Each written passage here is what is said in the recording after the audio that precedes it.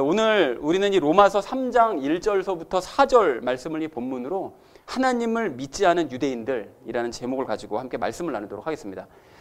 우리는 그 지난주에 로마서 2장을 모두 마쳤습니다. 그래서 2장 마지막에서 이 바울이 어떤 얘기를 했는가 하면 육체의 할례는 중요한 것이 아니다. 그리고 혈통적인 유대인도 역시 중요한 것이 아니다. 그럼 겉으로 드러나 보이는 모습들은, 조건들은 정말 중요한 것이 아니다라는 말을 한 것을 우리가 봤습니다. 그러면 뭐가 중요하다고 얘기를 했죠? 중요한 것은 속이 중요한데 그 속 안에 아브라함을 닮은 믿음이 있느냐, 그리고 또한 그 속 안에 있는 그 영 안에 있는 마음에 그 죄된 마음을 할례를 받았느냐. 그러니까 결국은 이 속이 중요하다고 얘기를 한 거죠.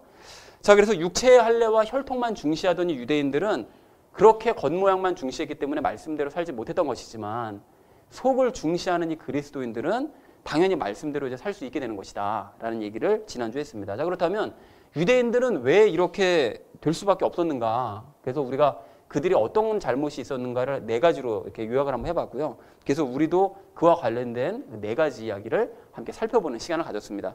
자, 그래서 우리가 지난주에 첫 번째 나눴던 이야기 무엇이었는지 기억하시나요? 무엇이었죠? 그렇습니다. 내 믿음은 올바른지 돌아보자라고 말씀을 드렸는데요. 이제 자신의 믿음이 혹시 복받기 위해서 예수님을 믿는다거나, 아니 교회 다닌다는 거 그 자체만 가지고 내가 자랑을 하고 있다거나, 아니면 몇 가지만 뭐 말씀을 실천하면서 모든 걸 다 행하고 있다고 생각을 하고 있거나, 또 일이 잘 되면 하나님을 찬양하다가 일이 조금이라도 자기 생각대로 안 되고 틀어지면 하나님을 금방 원망하거나, 혹시 이런 것은 아닌가, 내가 신앙이 믿음이 좀 바른 상태인가, 이걸 돌아보자고 그랬죠. 그래서 조건 없이 말씀을 먼저 믿으려고 하는 이런 자세가 이게 진짜 믿음이다라고 말씀을 드렸고요. 그러니까 우리가 더 늦기 전에, 예수님께서 다시 오시기 전에 우리가 자신의 믿음을 확인을 해보자 라는 얘기를 지난주에 첫 번째로 함께 나눴습니다. 자, 그런가 하면 두 번째로 나눴던 이야기는 무엇이었을까요? 두 번째는 그렇습니다. 성경의 바른 뜻을 우리가 알고 있는지를 확인하자라고 말씀을 드렸는데요. 이게 유대인들이 물세례의 의미를 모른다고 말씀을 드렸었죠. 그런데 그런 물세례의 의미를 지금도 모르는 사람들이 많습니다. 그리고 그 물세례뿐만이 아니라 제일 기본이라고 할 수 있는 하나님이 어떤 분이신가, 이것조차도 이제 모르는 사람들이 많다고 그랬죠. 그래서 여러 가지 예들을 들었는데요. 하나님은 이런 분이라고 사람들이 많이 생각하면서 섬기고 있지만 사실은 하나님은 그런 분 아니시다라는 것을 한 10가지 정도로 우리가 예를 들어봤었습니다. 그래서 정말 중요한 것은, 직접 이 사람들이 이렇게 잘못 알고 있는 것은 직접 자기가 성경을 통해서 하나님을 알아야 되는데, 그러지 않고 사람을 통해서, 사람 목사나 어떤 사람의 말을 듣고 하나님을 자꾸 알기 때문에 이렇게 하나님을 잘못 믿고 있는 것이라고 말씀을 드렸었죠. 그래서 성경을 통해서 우리가 삼위일체 하나님을 직접 만나자라는 얘기를 지난주에 두 번째로 드렸습니다. 자, 그런가 하면 세 번째로 나눴던 이야기는 무엇이었을까요? 그렇습니다. 겉모양이 아닌 속부터 우리가 변화되어야 된다는 사실을 우리가 확인을 하자라고 말씀을 드렸는데요. 거듭거듭 말씀드리지만 겉모양은 중요하지 않습니다. 우리의 속이 중요하죠. 그래서 속이 정말 아브라함을 닮은 믿음이 있는가, 그리고 내가 마음속에 그 죄된 마음을 할례를 받았는가, 이것이 정말 너무나 중요하다고 그랬습니다. 그래서 거꾸로 우리가 겉모양만 가지고 사람을 판단하거나 그 사람의 어떤 그 모양을 보고 우리가 비판하거나 하지 말고, 그 사람의 속이 예수 그리스도와 하나 되어 있는 사람인가, 우리가 이것에 우리가 주목하자라는 얘기를 지난주에 이제 세 번째로 나눴습니다. 자, 그럼 마지막 네 번째로 나눴던 이야기는 무엇이었을까요? 그렇습니다. 우리가 말과 삶이 일치하는지를 보자고 그랬는데요. 이것이 행위도 참 중요하다고 말씀을 드렸습니다. 그런데 우리가 보통 얘기하는 그 행위가 중요하다는 얘기가 뭐 열심히 행위했느냐, 요거가 중요하다는 뜻이 아니라 그 행위를 누구와 함께 행했느냐, 그런 의미에서 행위가 중요하다고 말씀을 드렸었죠. 그래서 속이 변화된 사람이 진짜 행동이 되어진다라는 말씀을 드렸었죠. 그래서 예수님과 하나 된 사람이 행동이 되어진다. 그러니까 거꾸로 얘기하면 말과 내가 행동이 일치하는지를 보면 내가 속이 예수님과 하나 된 진짜 유대인인지를 알 수가 있다라는 얘기를 지난주에 마지막 네 번째로 드렸습니다. 그래서 사랑하는 우리 나눔 있는 교회 성도님들 모두는 이 모든 사실들을 다 하나씩 하나씩 점검하셔서 나 자신이 정말로 진짜 유대인인지를 확인하시기를 바랍니다. 여러분, 그러나 그 상태로 만족하지는 마시고 바울처럼 표대를 향해서 계속해서 밀고 나가심으로 말미암아 마지막 날 하나님께 큰 칭찬과 위로를 받아 누리시는 저와 여러분 되어주시기를 다시 한번 주님의 이름으로 간절히 축원을 드립니다. 자, 로마서 1장에서는 이 불신자들의 잘못된 모습이 세 가지에 대해서 이제 짚었던 이 바울이요. 그리고 2장에 들어와서는 유대인들의 여러 가지 잘못된 모습들에 대해서 이제 얘기를 했었고요. 그리고 이제 3장에 들어와서는 유대인들의 잘못된 모습들에 대해서 더 얘기를 한 이후에 정말 신앙생활에서 가장 중요한 것이 무엇인지에 대해서 언급을 합니다. 자, 그래서 바울이 오늘도 이제 어떤 얘기를 하는지 한 절 말씀씩 쭉 보려고 하는데요. 먼저 1절 말씀을 보니까요. 바울은 유대인의 나은 점과 할례의 유익이 무엇이냐고 물어요. 근데 이걸 왜 물었는가 하면 그 앞에 2장에서 바울이 그런 얘기 했잖아요. 유대인의 혈통이 중요한 게 아니고 또 유대인이 할례 받은 것이 전혀 중요한 것이 아니다 라고 얘기를 했는데, 그렇다면 하나님께서는 중요하지도 않은 그것들을 왜 유대인들에게 주었을까? 그거 중요하지도 않은 건데 그럼 왜 주신 거지? 이것에 대해서 말하고자 화두를 꺼낸 것입니다. 질문 형태로 화두를 꺼낸 거죠. 자, 그래서 바울은 이제 2절에서 혈통적으로 유대인인 것과 할례를 받는 것은 원래 나쁜 것이 아니라고 답합니다. 그러니까 할례를 받은 민족, 유대인의 혈통이라는 것은 원래 유익이 많았던 자리라는 거예요. 그러니까 모든 면에서 유익이 많다. 유익이 원래 많았던 자리라는 거예요. 그러니까 어떤 유익이 있었는가? 우리가 생각을 해보면 다른 민족들보다 하나님을 먼저 알았던 것이 유익이죠. 당연히 그 유익이죠. 그리고 또 하나님의 놀라운 기적들과 그 보호하심을 역사 내내 받아왔던 것도 그것이 유대인으로서 가질 수 있는 그 유익입니다. 그리고 하나님께서 거저주시는 땅에서 평안하게 살 수 있었던 것도, 몇천 년 동안 살 수 있었던 것도 이것도 유익이고요.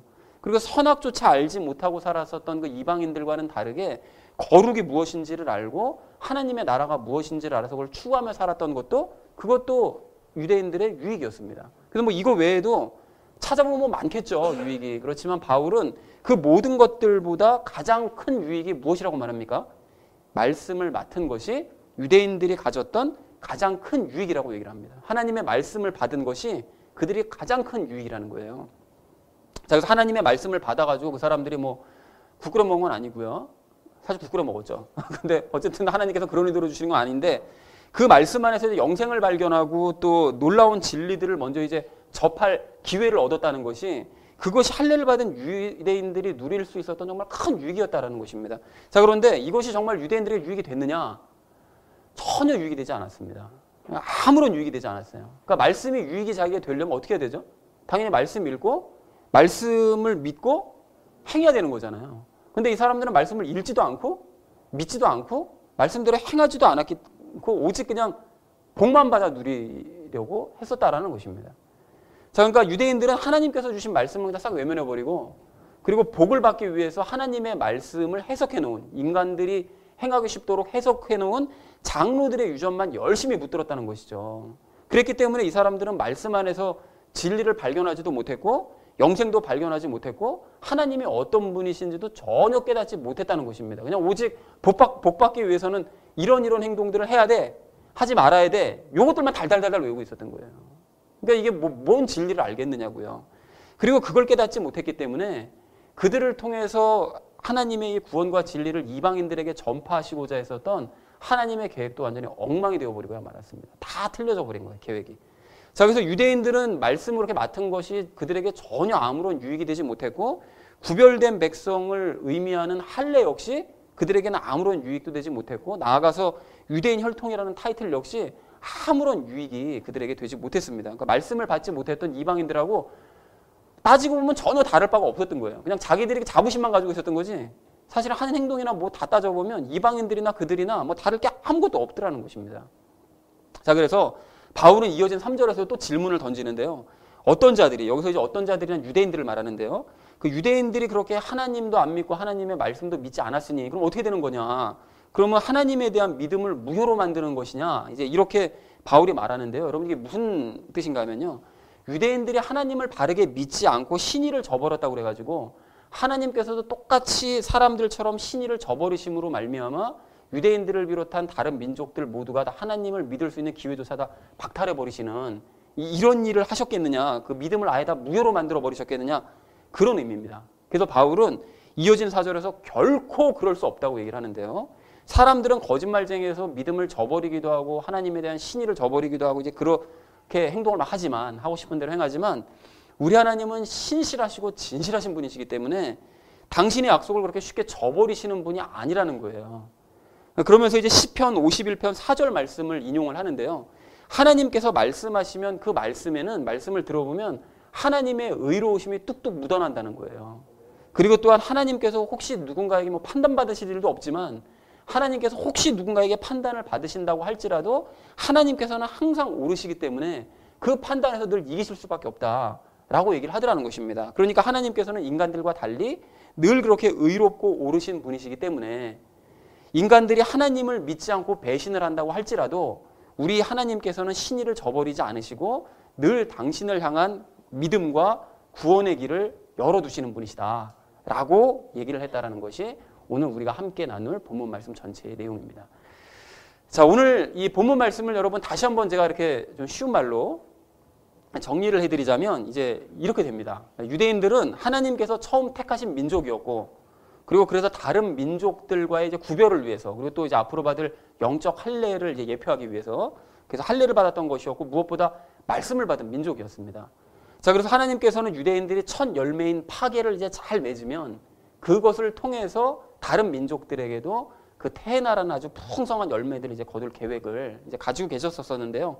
그런데 유대인들은 역사 내내 하나님과 그분의 말씀을 믿지 않으면서 그냥 특별한 민족이라는 자부심만 가지고 철저히 자기 자신들 위주로만 살았습니다. 그래서 심지어는 이들이 어떤 행위까지 했는가 하면요, 이 하나님과 하나님의 말씀조차도 자신들의 생각과 편의를 위주로 판단을 한 거예요.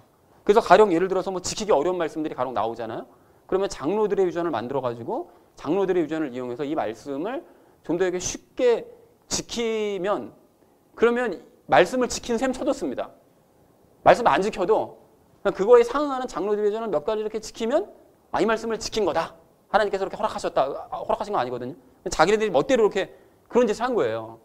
그러니까 이 상황을 좀 심하게 말씀드리면 하나님의 말씀을 지켜 행하지 못하는 것은 우리들 잘못이 아니라 이런 말씀을 주신 하나님이 잘못된 거니까, 그러니까 말씀을 좀 변개해서 어떻게든지 지키는 척하면 하나님께서 그냥 봐주신다. 그냥 이렇게 생각했다는 것입니다. 그러니까 이게 출애굽한 그들의 조상들이 하나님의 말씀을 믿지도 않고 그냥 복만 받으려고 했던 것처럼 이 사람들 유대인들도 역시 똑같이 복만 받기 위해서 말씀을 지켜보려고 했고, 그래서 결국 말씀을 지켜내지 못했기 때문에 이들은 유대인이라는 혈통도, 그런 유대인이라는 어떤 타이틀도, 할례도, 말씀을 맡았다는 것도 모든 게 다 그들에게 무익하게 됐다는 거예요. 아무런 유익이 그들에게 없었다는 것입니다.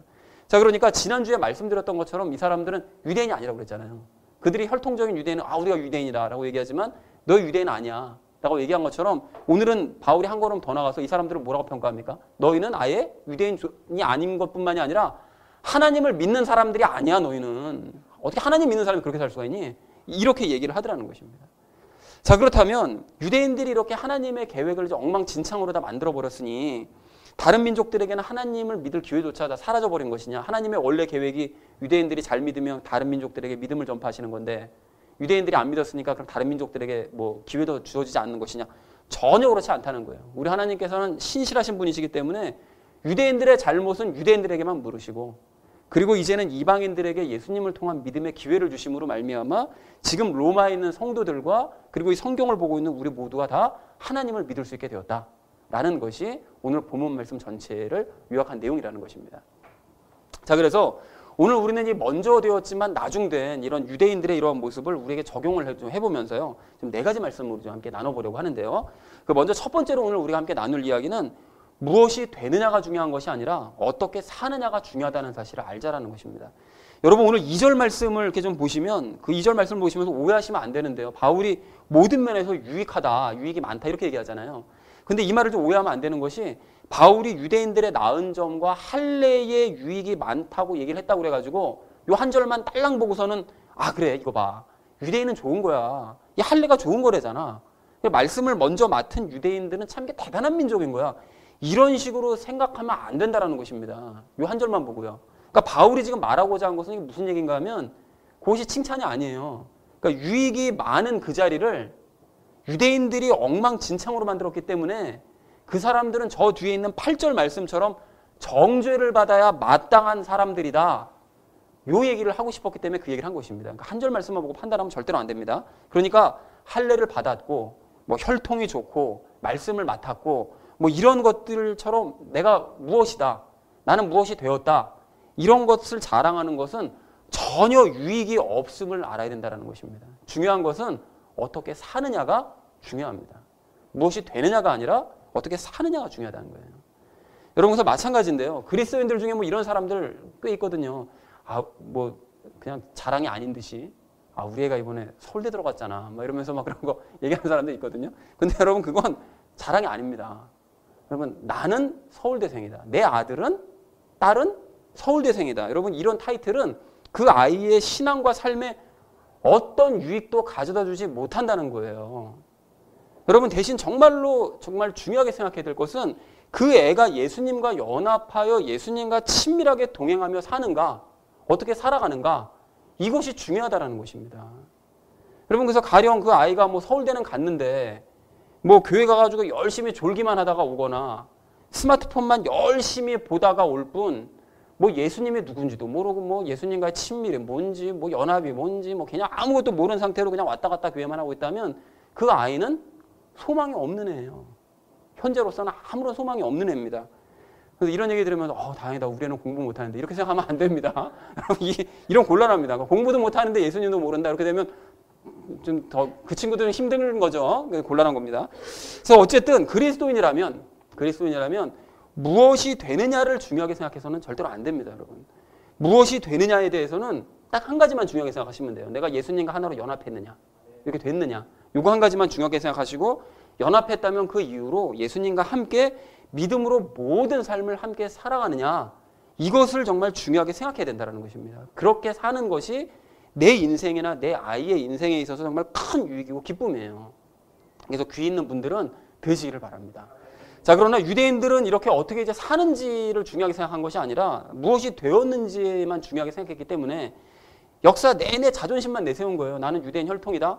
나 할례 받은 민족이야. 나 말씀 맡았어. 너희 함부로 나를 깔보면 안 돼.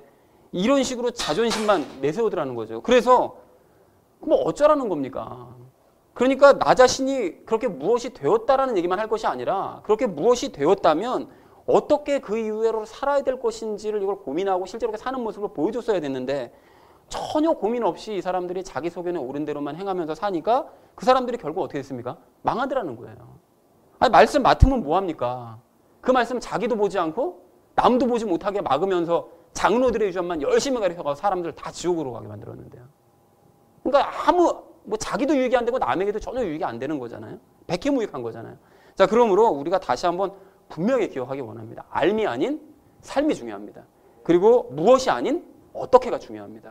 자, 그래서 이것을 깨닫고 인정해서 실제로 이렇게 살기 시작하면 우리 각자의 삶은 근본적으로 다 뒤집어질 줄 이렇게 믿습니다.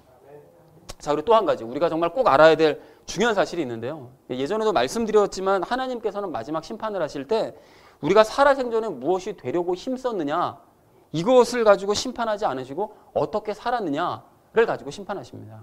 그래서 내가 어떤 규모의 회사 사장이 되었는지, 내가 어떤 기업의 임원이 되었는지, 내가 어떤 크기, 어떤 규모의 교회의 담임 목사가 되었는지, 또 얼마만큼의 아파트 평수에서 살다가 온 사람인지, 그리고 어떤 명품을 내가 몇 개나 가져봤었는지 하나님께서는 전혀 관심도 없으세요. 그냥 우리가 상식으로 생각해봐도 하나님은 그런 거 관심 없으실 것 같잖아요. 근데 왜 그거에 이렇게 열심히들을 내고 사느냐고요. 참 이해 안 되잖아요. 당연히 하나님은 그런 거 관심 없을 것 같다는 거 알면서도 왜 그 일에 이렇게 열심을 내면 많은 기독교인들이 살아가는 거죠. 자, 그래서 대신 내가 예수님을 닮은 삶을 살려고 힘쓰다 왔는지 하나님께서는 그것 하나만 보신다는 거예요. 그거 하나만. 자, 그리고 이렇게 예수님을 닮은 삶을 살 수 있는 것은 당연히 예수님과 하나 된 자들만이 가능하다는 사실 또한 우리가 당연히 알아야 될 줄로 이렇게 믿습니다. 자, 그래서 우리가 이미 알고 있는 이 단순한 사실이에요. 모르는 얘기 하는 거 아니거든요. 다 이미 알고 있는 얘기인데 이 단순한 사실을 이 시간 영으로, 머리로 받아들이는 것이 아니라 영으로 받아들이시는 분은 삶이 근본적으로 뒤집어지시는 계기가 될 줄로 이렇게 믿습니다. 사랑하는 우리 나눔 있는 교회 성도님들 모두는 썩어 없어질 이 세상에서 무엇이 되기 위해 힘쓰는 무익한 삶을 이제 포기하시기 바랍니다. 여러분, 즉 나와 내 자식과 내 가정을 내가 생각하는, 내가 바라는 어떤 것으로 만들려고 애쓰는 그런 삶을 이제 버리시라는 것입니다. 대신 내가 어떻게 하면 예수님을 닮은 삶을 살 수 있을까? 내 가족이, 내 이웃이 어떻게 하면 예수님을 닮은 삶을 살아가게 만들 수 있을까? 여기에만 전념하는 성도님들 되시기를 바랍니다. 여러분, 그렇게 해서 하나님께서 보시기에 진정으로 유익한 삶을 사시는 저 여러분 되어주시기를 주님의 이름으로 간절히 축원을 드립니다. 자, 먼저 되었지만 나중된 유대인들의 모습을 보면서 오늘 우리가 두 번째로 나눌 이야기는 자신을 부인하자라는 것입니다. 여러분, 아까 잠깐 말씀드렸던 것처럼 유대인들은 하나님과 하나님의 말씀조차 자신들의 편의를 기준으로 판단하고 변개를 했어요. 그러니까 우리가 이건 지키기 어려운 거니까 좀 지키기 편하게 만들자 이런 식으로 바꾸더라는 것이죠. 그러니까 자신들이 세상의 모든 것의 기준이다 보니까 자신들은 틀릴 리가 없다고 생각하는 거죠. 그러다 보니까 하나님조차 하나님의 말씀조차 멋대로 재단하고 판단해가지고 자기들 입맛에 맞게 재배열하는 이런 일들을 하더라는 것입니다. 그런데 기독교인들도 이런 사람들이 꽤 많은 것 같습니다.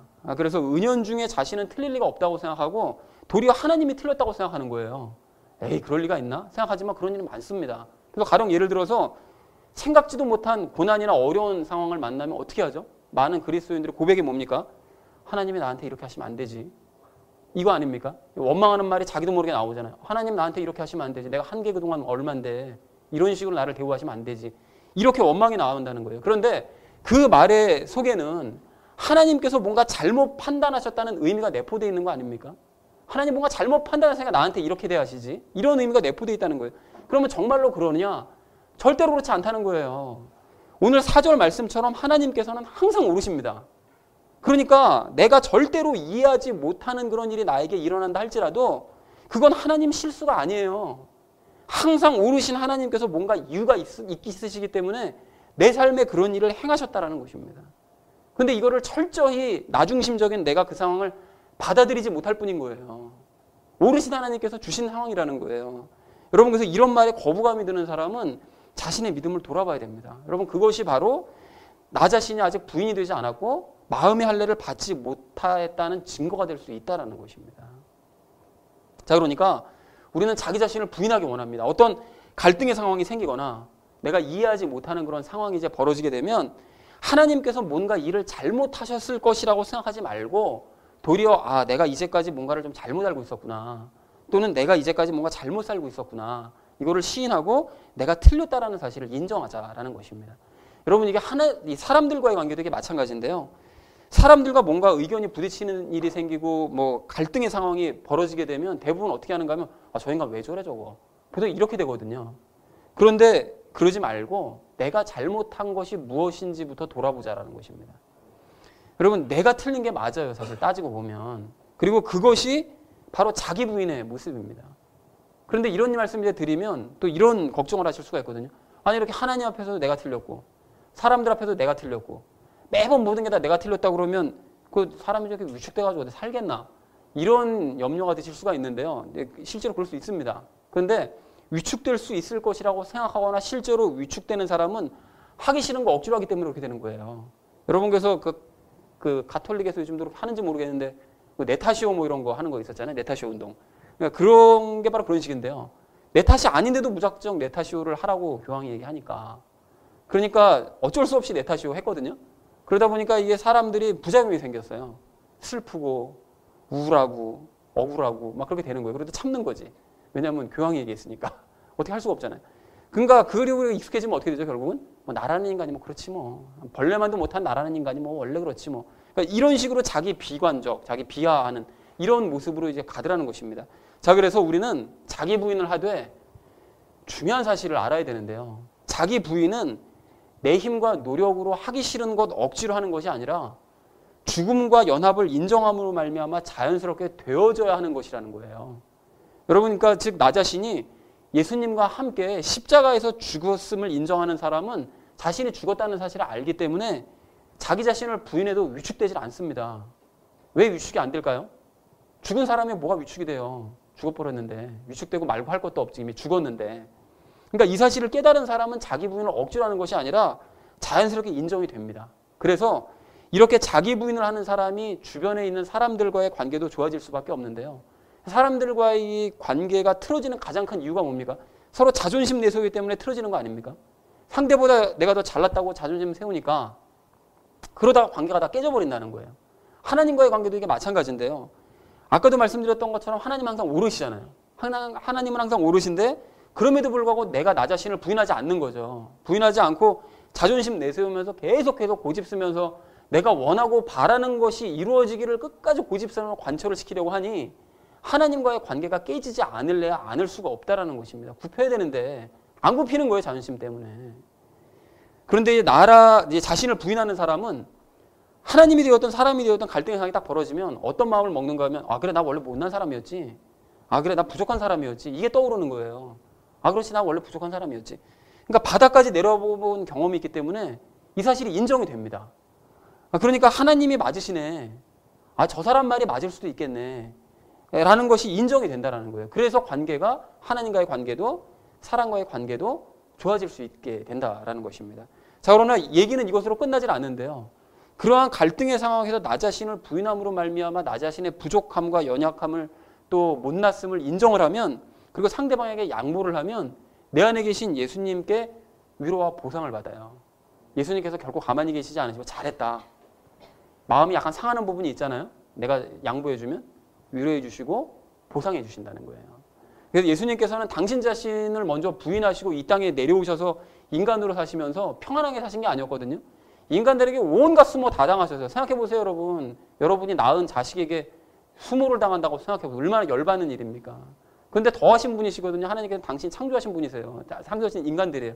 그런 인간들에게 내려와가지고 온갖 수모 다 당하시고 침뱉음 당하시고 주먹까지 맞으시고 막 이런 일을 당하셨는데 그런 수모를 당하시면서도 당신 자신을 부인해 보신 경험이 있으시기 때문에 우리의 마음을 너무나 잘 아세요.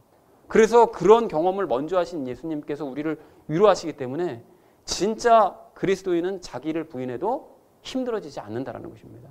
그래서 우리가 산상수훈의 말씀, 오른뺨을 맞으면 왼뺨도 돌려댈 마음이 생기는 것이고 덧옷을 빼앗으려고 하면 겉옷도 내어주려는 마음이 생기는 것이고 오리를 동행하자고 하면 기꺼이 심리를 동행해 주려는 마음이 생기게 된다는 것입니다. 자 그러나 이런 말씀을 이제 역이용해서 아 그러면 이렇게 하면 된다 이거지. 양보를 해준다 이거지. 그러면 내가 이걸 위해 상대방에게 양보만 받아들여야지. 이런 사람은 그저께 그 큐티 말씀처럼 책망받아야 마땅한 사람이겠죠. 그리고 그런 사람은 또한 예수님의 뜻과는 거꾸로 사는 사람이기 때문에 마지막 날 심판이 그를 기다리고 있을 것입니다. 자 그래서 사랑하는 우리 나눔 믿는 교회 성도님들 모두는 꼭 기억하시기 바랍니다. 하나님은 항상 옳습니다. 그리고 나는 틀립니다. 그리고 상대가 옳고 내가 틀린 게 맞습니다. 그래서 양보해줘야 되는 게 맞아요. 여러분 갈등의 상황에서 이 사실을 꼭 기억하셔서 아니 기억이 나셔서 하나님께는 무릎을 꿇으시고 상대방에게는 양보하시기 바랍니다. 그리고 예수님께 위로 받으시기 바랍니다. 그렇게 하셔서 유대인들이 갔던 이 고집스러웠던 길, 이 멸망의 길을 벗어나서 생명의 길, 승리의 길로 걸으시는 저와 여러분 되어주시기를 주님의 이름으로 간절히 축원을 드립니다. 자, 먼저 되었지만 나중된 유대인들의 모습을 보면서 오늘 우리가 세 번째로 나눌 이야기는 새롭게 말씀을 맡은 자로서 책임감을 가지고 말씀대로 살자라는 것입니다. 여러분 오늘 2절 말씀을 보시면 유대인들은 말씀을 맡은 사람들이었거든요. 근데 이 사람들이 하나님의 말씀을 맡았다는 것으로만 자만하고 자부심을 가졌을 뿐 정작 이 사람들은 말씀을 외면하고 살았어요. 대신 이 사람들이 만들어낸 장로들의 유전만 붙들고 살았습니다. 그래서 이 사람들이 왜 예수님께서 2000년 전에 오셨을 때 막 예수님 거부했잖아요. 그러니까 거부감을 느꼈던 것이 생각해보면 왜 그랬는가 이유를 분명하게 알 수가 있는데요. 왜 그랬는가 하면 이 사람들이 하나님의 말씀을 외면했던 사람들이잖아요. 근데 예수님은 하나님의 말씀이세요. 그러니까 말씀이 육신되어 오신 분이시라고요. 근데 그런 분이 와가지고 말씀을 하시니까 원래 말씀을 외면하고 장로들의 유전에만 익숙했던 사람들이다 보니까 말씀이 와서 말씀하시니까 이게 생소한 거예요. 그러니까 이 사람들이 거부를 할 수밖에 없었다는 것입니다. 왜 그런지 이해가 되시죠? 그러니까 당연히 거부할 수밖에 없었던 거예요. 그래서 예수님을 믿지 않고 거부했다는 것입니다. 그리고 유대인들은 하나님을 이렇게 믿는다고 말만 했지 실제로 그렇게 말씀을 외면했기 때문에 결국 하나님을 믿지 않은 사람들일 수밖에 없었다는 것입니다. 자 그런데 이건 지금도 마찬가지입니다.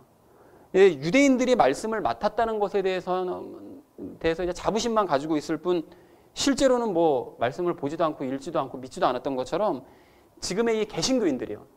개신교인이라는 것은 카톨릭과 달라서 개신교라는 것은 믿음을 다시 갱신한 사람들이거든요. 그러니까 오직 잡다구리한 이상한 미신 같은 걸 믿는 사람들이 아닌 오직 성경 말씀만을 믿기로 작정하고 새로 만든 이 종파가 이 개신교입니다. 그래서 그 개신교인이라는 것에 대한 그 자부심 또는 성경을 조금 안다는 것에 대한 자만심 그리고 성경의 책꽂이에 꽂혀 있다는 것으로만 가지는 그 뿌듯함 그리고 심지어는 이 성경을 몸에 지니고 있다는 것으로 인한 안도감, 이거 부적이죠, 부적 사실은. 이런 것들을 가지는 사람들이 많습니다. 성경 말씀이 중요하다 그러니까 말씀의 주변적인 외적인 것들만 중요하게 생각하는 거예요. 이런 사람들이 있다는 거예요.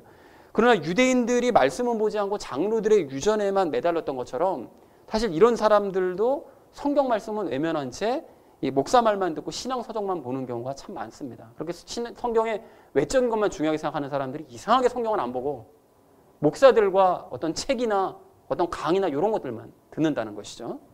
그래서 말씀을 외면했던 유대인들이 예수님을 외면했던 것처럼 이렇게 이 시대에 성경을 외면하는 그리스도인들도 역시 예수님 외면하고 있는 것입니다. 그리고 또한 유대인들이 하나님을 잘 믿고 있다고 생각하지만 사실은 하나님을 거부했던 것처럼 이 시대에 하나님을 잘 믿고 있다고 생각하는 그런 성경을 거부하는 그리스도인들도 역시 하나님을 자기가 거부하고 있는 상태인데 그걸 자기 자신이 모르고 있을 뿐이에요. 여러분, 성경은 은행에 비치되어 있는 잡지가 아닙니다. 여러분, 은행 가면 그 의자 옆에 이렇게 있는 잡지들 있잖아요. 그 대기 시간에 지겹지 말라고 비치해둔 그 잡지요. 여러분, 그 잡지 소중히 여기는 사람이 있습니까? 그 잡지 막 연구하고 탐독하는 사람이 있어요? 없거든요. 여러분, 잡지는 말 그대로 그냥 잡지입니다. 심심할 때 그냥 보다가 그냥 버리고 또 가볍게 그냥 보는 거, 그냥 시간 때우기, 시간 죽이기용으로 그냥 할 게 없으니까 가볍게 보는 게 그게 잡지라는 거예요. 그런데 성경을 이런 잡지처럼 취급하는 사람들이 많습니다. 그래서 뭐 심심할 때 1년에 한두 번 정도 그냥 들여다봤다가 그나마 보다가 저쪽으로 휙 던져버리고 먼지나 그냥 이렇게 쌓이게 만들고, 그리고 도저히 할 게 없을 때 가볍게 한두 줄 읽다가 그러가 그나마 그냥 덮어버리고, 잠이 안 올 때 수면제용으로 그냥 이렇게 읽다가 진짜 꿀잠 자고 막 이런 경우가, 이게 완전 잡지예요, 잡지. 그냥 성경이. 그래서 그리스도인이라면 사실은 말씀을 목숨처럼 소중히 여기고 말씀을 주야로 묵상하고 묵상한 말씀대로 살고 그 말씀을 전파까지 해야 되는데, 이런 식으로 성경을 잡지처럼 대하니 그런 사람에게 무슨 삶의 변화를 기대하겠으며 무슨 복음 전파를 어떻게 기대를 하겠느냐고요.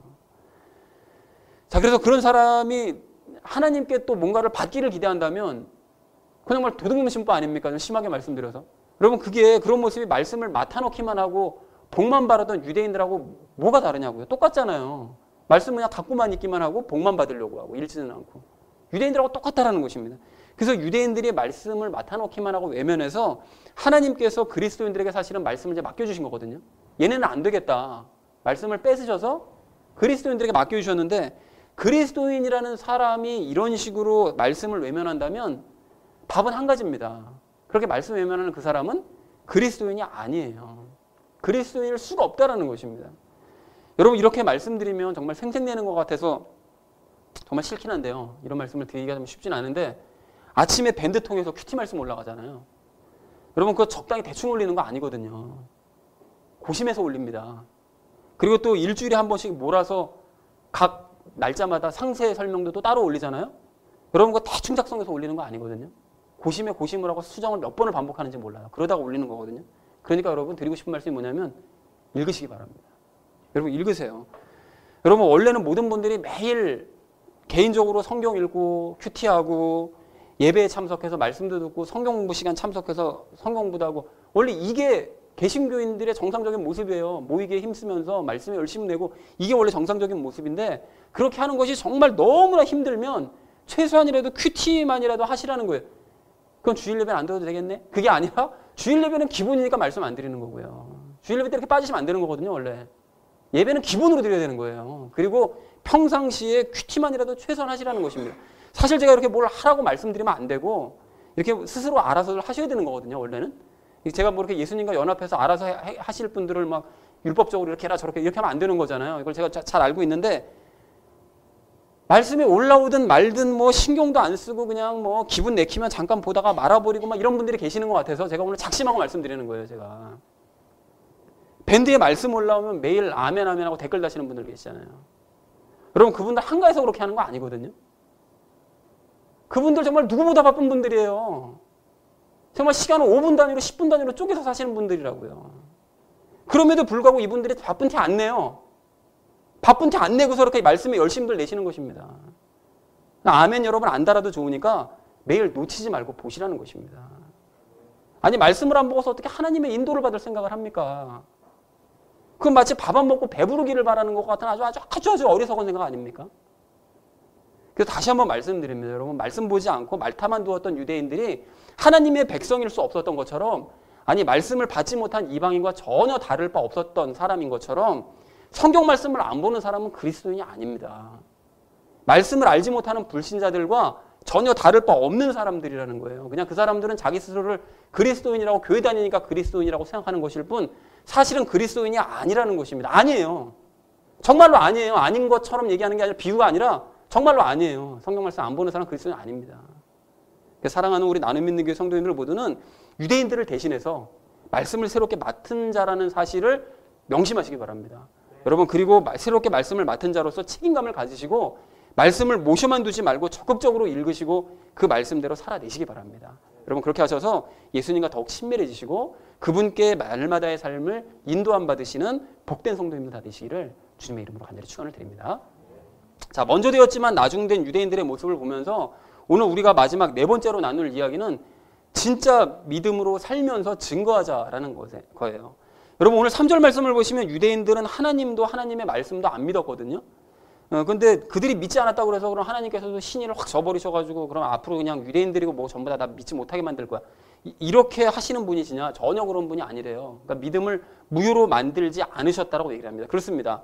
그래서 이방인이었던 우리에게도 기회가 온 것이고 그래서 우리는 지금 하나님 믿고 하나님의 백성으로서 지금 살아가고 있는 거죠. 자, 그런데 여기서 믿음에 대해서 한 가지 조심하실 점이 있는데요. 제가 거듭해서 강조하면서 말씀드리지만 내가 원하는 대로 이루어질 것을 믿는 것은 기독교의 믿음이 아닙니다.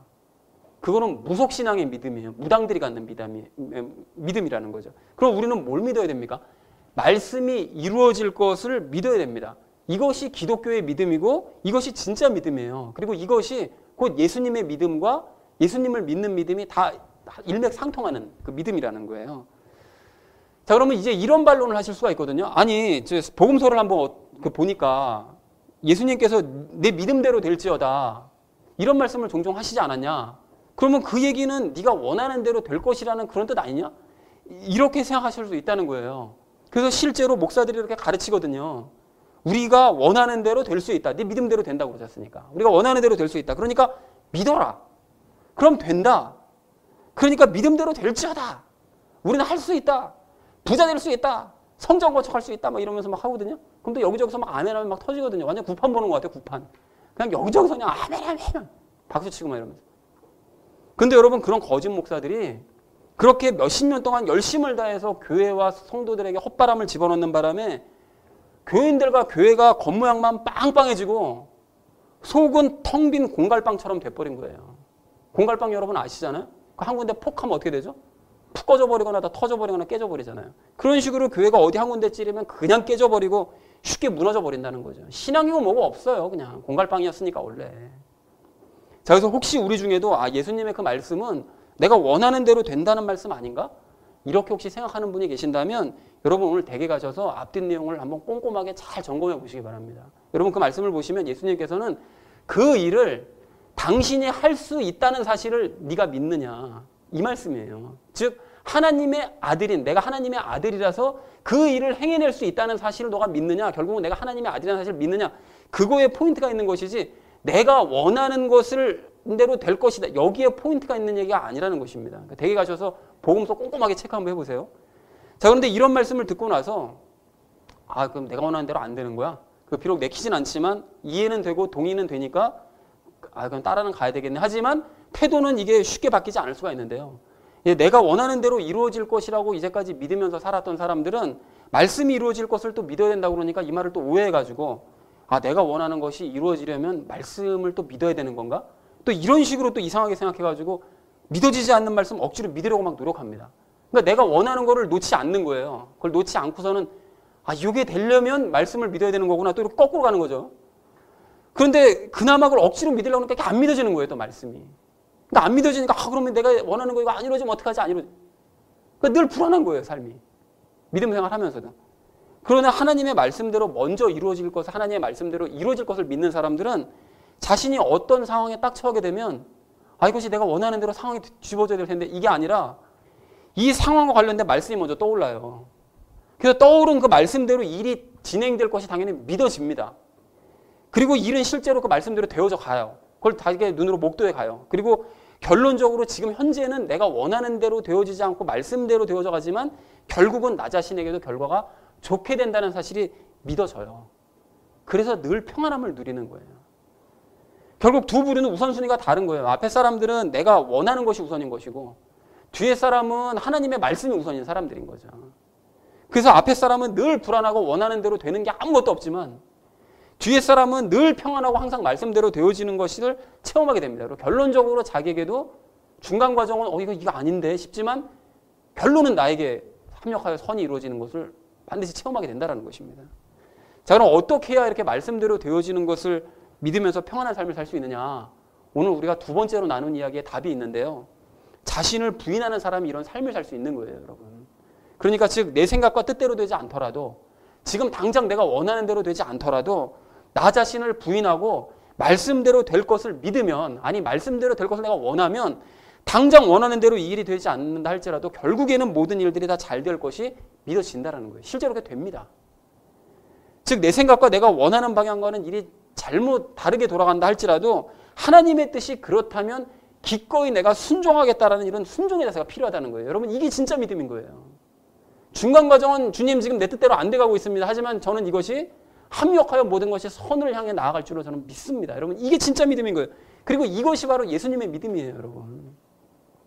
그러므로 우리는 나 자신이 가지고 있는 믿음이 이게 진짜 믿음인지 혹은 가짜 믿음인지 심각하게 점검을 해봐야 됩니다. 그리고 유대인들이 그런 가짜 믿음 가지고 있다가 다 망해버린 거 아닙니까?